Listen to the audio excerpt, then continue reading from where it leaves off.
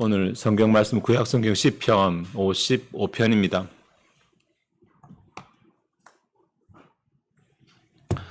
시편 55편 16절과 17절 두 절 제가 봉독하도록 하겠습니다. 나는 하나님께 부르짖으리니 여호와께서 나를 구원하시리로다. 저녁과 아침과 정오에 내가 근심하여 탄식하리니 여호와께서 내 소리를 들으시리로다. 아멘. 우리는 이 성경에서 그 기도와 응답을 생각할 때 한 번의 그 위대한 기도와 또 하나님께서 강력하게 응답하시는 그림, 그런 이야기들을 많이 생각합니다. 모세라든지 엘리야라든지 아니면 바울이라든지 베드로라든지 이런 기도들을 많이 생각하는데 사실 그런 기도는 아무나 할 수 있는 기도는 아닙니다. 그 사람의 신앙이 굉장히 대단하거나 아니면 은사를 받았거나 아니면 하나님의 특별한 뜻이 있거나 이런 상황에서 그러한 일들이 일어나게 되는 것이죠. 일반적으로 신자들이 다 그러한 기도를 경험하지는 않습니다.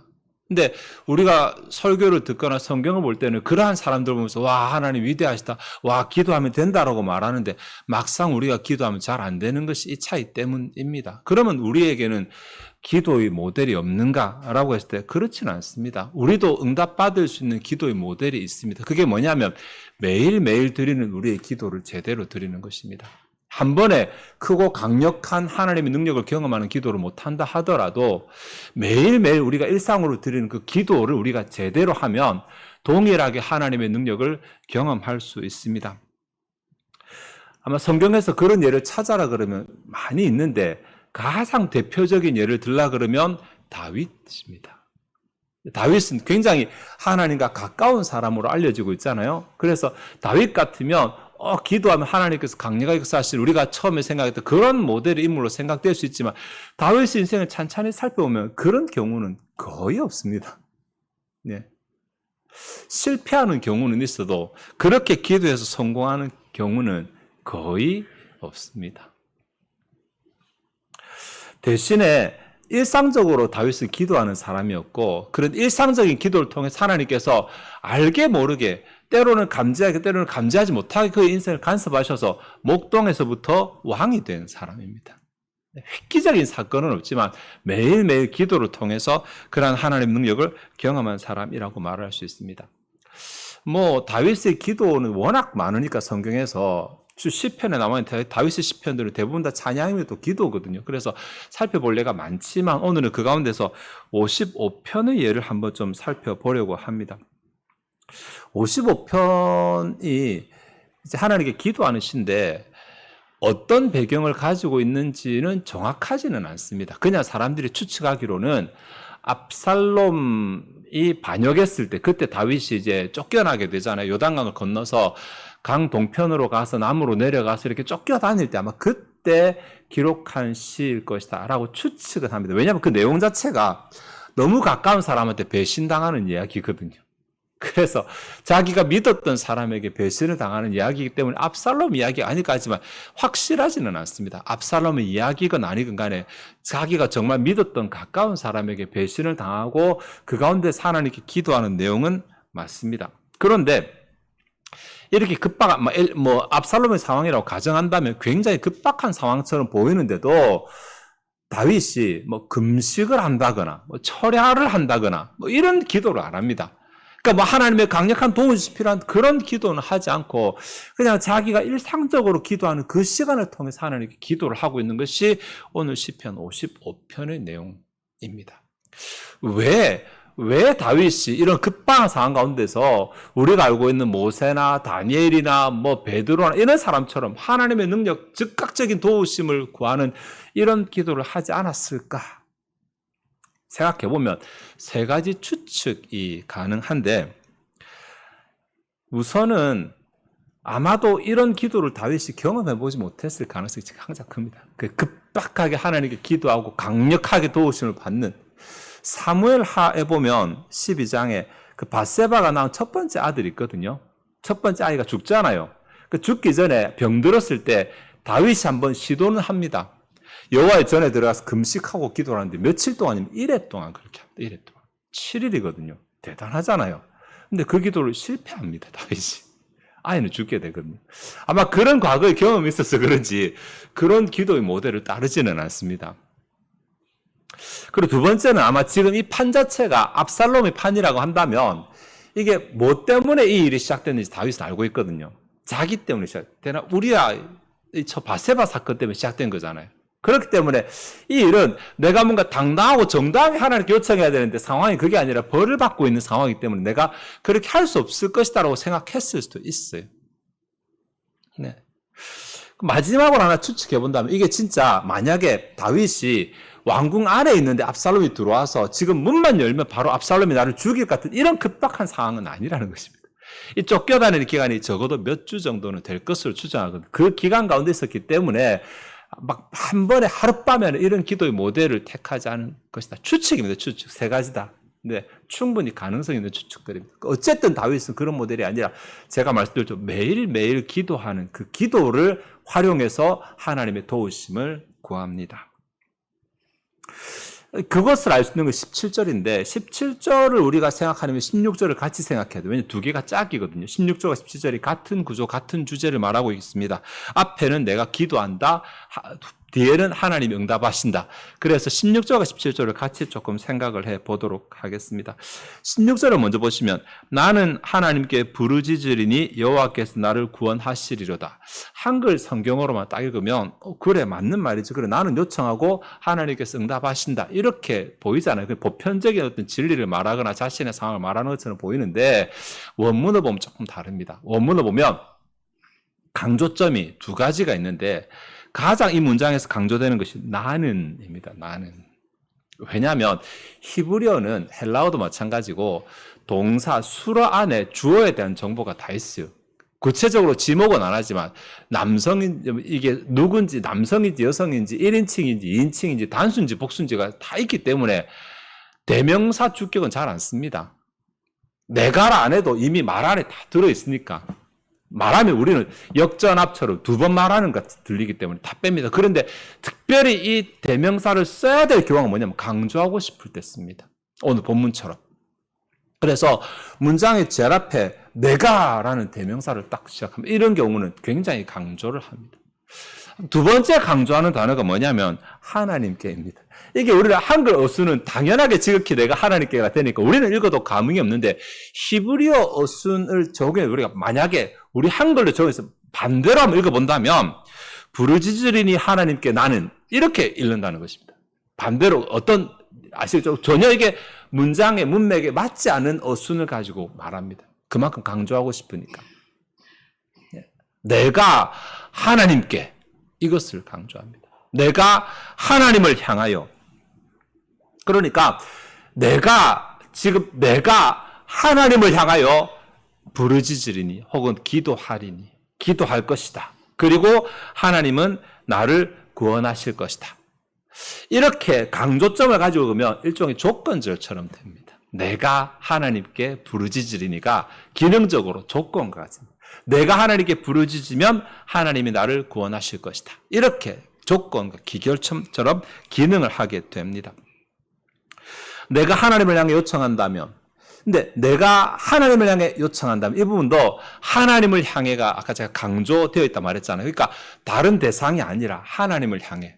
이 상황에서 내가 다른 방법을 찾을 수 있지만 다른 방법을 찾지 않고 하나님을 나의 방법이라고 생각하고 하나님을 나의 대상으로 삼고 요청하게 된다면 하나님은 도우실 것이다. 이렇게 구원하실 것이다. 17절 한번 보시겠습니다. 여기 요청하면이라고 이 부분을 확대한 것이 17절의 전반부인데 저녁과 아침과 정오에 내가 근심하며 탄식하리니 라는 부분입니다. 저녁과 아침과 정오는 이스라엘 사람들이 매일 3번씩 하나님께 기도하는 시간입니다. 그들의 개념에 해가 딱 떨어질 때가 하루의 시작이거든요. 해가 딱 떨어질 때가 해가 떨어지자마자 기도를 합니다. 하루 시작이니까. 아침은 눈을 뜨잖아요. 잠깐 휴지기가 있고 잠을 자고 눈을 뜬 새로운 시작, 두 번째 시작이기 때문에 아침에 기도를 합니다. 설명해도 될는지 모르지만 정오라고 번역한 이 단어는 사실 이제 두 개의 빛이라는 원문을 보면 그렇거든요. 그게 뭐냐면 낮에 제일 더워서 빛이 제일 강할 때, 제일 뜨거울 때, 그때 말하는, 보통은 그때 사람들이 일을 쉽니다. 그 전에 일하다가 쉬고 다시 유의라고 이렇게 되는데 그 시간에 이렇게 3번 이스라엘 사람들은 기도를 합니다.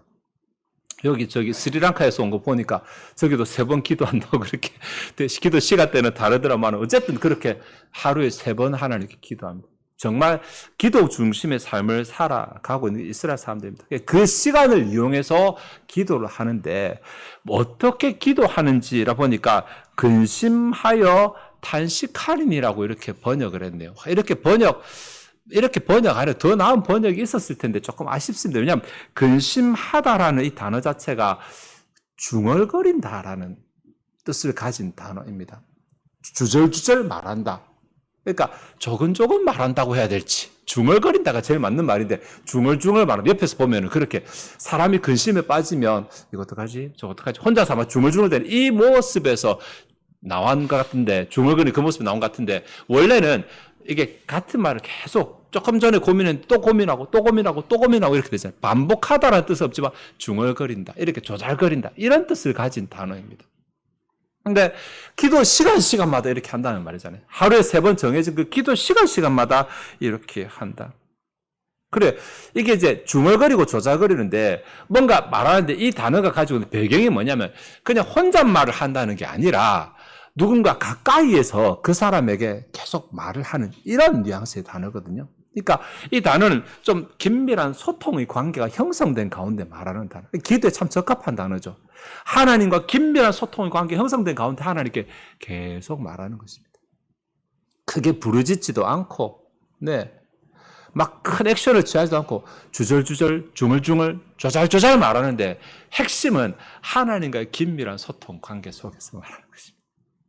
내가 기도할 때 하나님이 저 멀리 계시고 어디 계신지 모르고 이것이 아니라 하나님이 내 앞에 계시고 지금 내 기도를 들으신다는 그 확신이 선 가운데 계속 내 이야기를 하는 것입니다. 그 다음에 근심하면 탄식하리니 탄식하다라고 탄식한다도 볼 수 있는데 탄식한다라고 번역을 해버리면 겉으로 드러나는 이 모습만 이렇게 설명하는 거죠. 원래 이 단어는 내 속에 근심이 겉으로 드러나는 게 탄식이잖아요. 내 속에 있는 걱정거리를 밖으로 드러낸다는 말이거든요.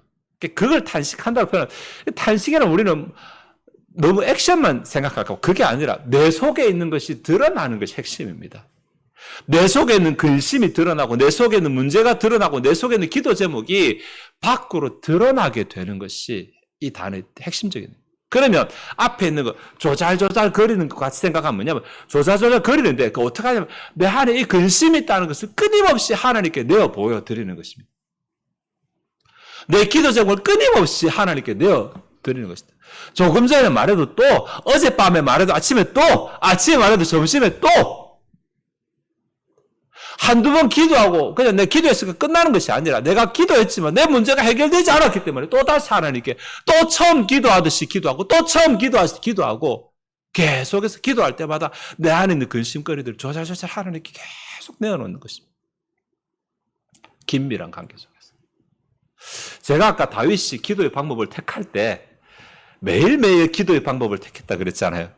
매일매일 기도하니까 나도 매일 기도하니까 이게 아니라 매일매일 기도 가운데 어떤 방법을 택했냐는 건데 그게 자신의 마음을 하나님께 내어놓는 기도의 방법을 택했어요.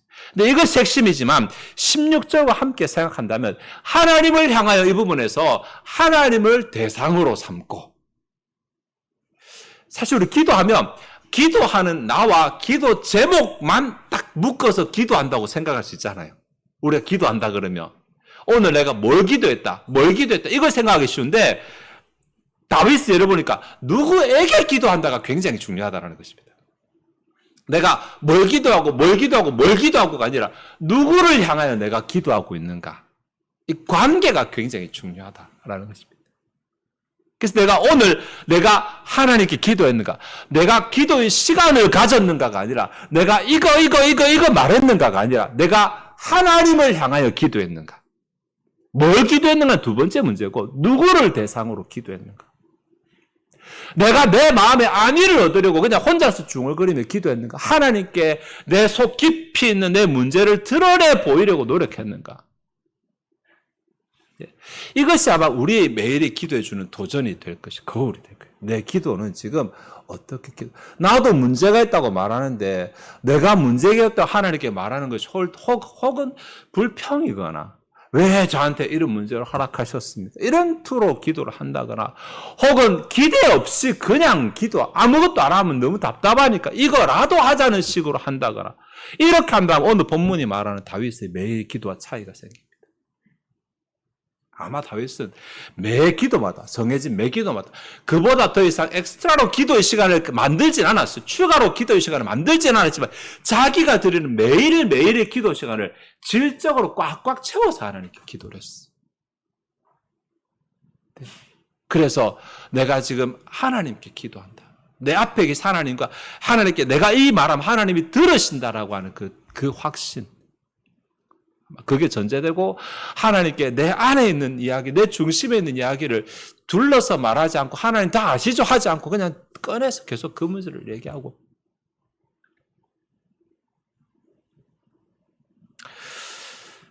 그렇게 하나님께 기도했다라는 것입니다. 네. 누구를 대상으로 기도하는지 기도하는 사람들이 있기 쉬운 거예요. 가끔 영화 보거나 여러분 주변에 또 보시고 하시면 급해지면 기도 신들의 이름을 다 부르면서 아무라도 좋으리 내게 응답해달라 이렇게 하는 사람이 있죠. 지극히 이기적인 기도지만 하나님은 절대 그런 기도에 응답 안 하십니다. 절대 하실 수가 없어요. 하나님과 다른 우상들을 같은 레벨에서 취급하는데 어떻게 하나님이 응답하십니까? 응답하시면 그 레벨로 인정이 될 텐데. 네. 누구에게 기도하는지가 굉장히 중요합니다. 내가 누구에게 기도한다고 생각하는 것은 굉장히 중요한 문제입니다. 내가 지금 말하는 것이 그냥 막연하게 입에서 나오는 내게서 일방적으로 나오는 기도가 아니고 하나님과 소통하는 가운데 하나님을 대상으로 내가 지금 하는 말인지 아닌지 그것이 굉장히 중요해요.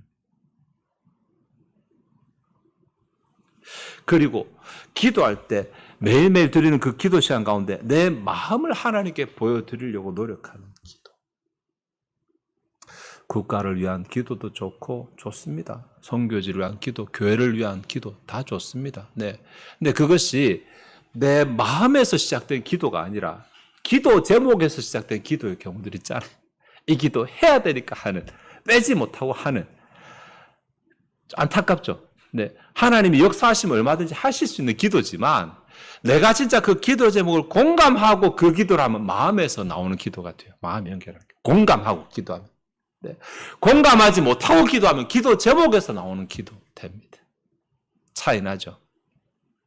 똑같은 기도를 하더라도 겉으로 보면 똑같은 기도가 되더라도 근데 이렇게 기도했는데 실제로 압살롬에게 이러한 일들을 보면 기도하는 것도 뭐 특별히 강력하게 팍 이렇게 기도한 티도 안 나는데 응답도 특별히 강력하게 팍 이렇게 응답 안 했습니다. 네.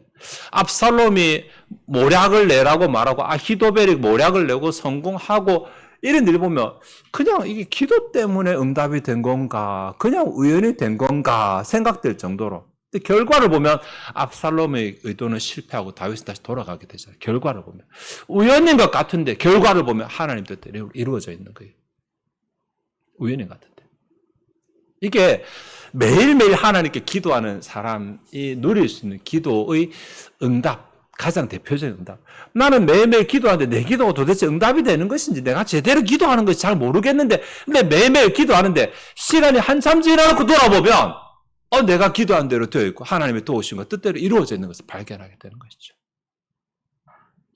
이것이 오늘 시편 55편에서 다윗이 우리에게 보여주는 기도의 모델입니다. 다르죠? 모세처럼 여호수아처럼 태양아 너는 머무르고 이런 기적 같은 일이 안 일어난다 하더라도 다니엘처럼 사자굴에서 입을 닫고 이런 일을 경험하지 못한다 하더라도 내가 매일매일 드리는 일상의 기도만 제대로 해도 이 일상의 기도만 제대로 채워도 양적인 기도가 아니고 질적으로 그 시간을 제대로 채워나가도 하나님이 내 삶에 얼마든지 개입하시고 응답하신다는 것입니다. 가끔 사람들이 묻습니다.